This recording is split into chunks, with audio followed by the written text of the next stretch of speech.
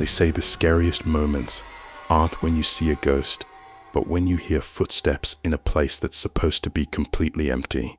I never believed that until the night I moved into that cheap old house I thought was the deal of a lifetime, only to realize it had been waiting for me all along.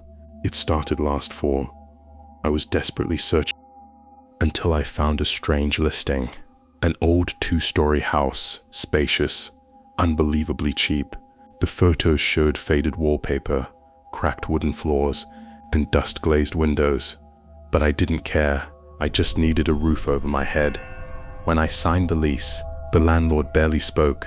He pushed the keys into my hand, avoided my eyes, and muttered one line, "Don't stay up too late." I laughed it off then, thinking it was a bad joke. I moved in the first week of October. From day one, something felt wrong about the neighborhood. People turned their faces when I passed, whispering like they knew a secret I didn't. Even the old woman at the corner shop refused to greet me. I convinced myself small towns don't like outsiders. That night, after arranging a few boxes and sipping lukewarm coffee, a coldness seeped through the house that made no sense. Near midnight, just as I was about to head upstairs, it happened. One step.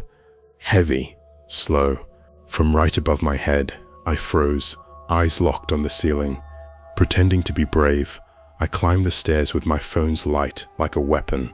The rooms were empty, layers of dust, webbing sagging from the corners. No trace of anything, no intruder, no animal, no one. I told myself, old wood groans in the cold, old houses make sounds, but my heart wasn't convinced. The second night was worse. I was nearly asleep when I heard it again, this time right outside my bedroom door. Step, step. It stopped at the threshold. I gripped the knob, counted to 3, and yanked the door open. The hallway was empty. Silence pressed down like a lead blanket over the house. In the morning, I asked the shopkeeper about the place.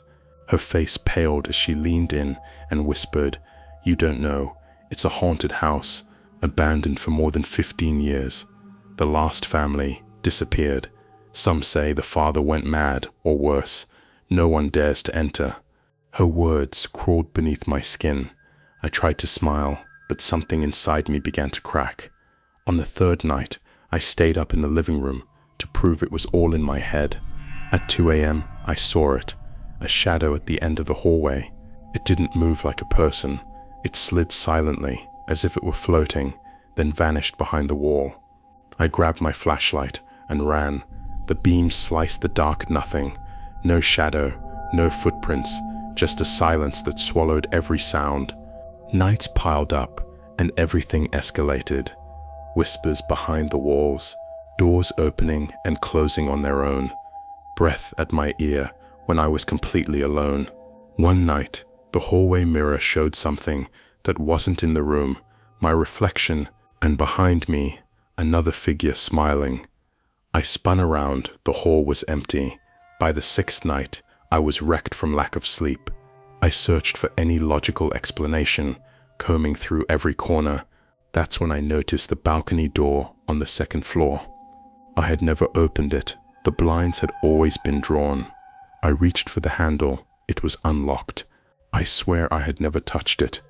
Then the footsteps returned, this time right behind me. Step, step, step.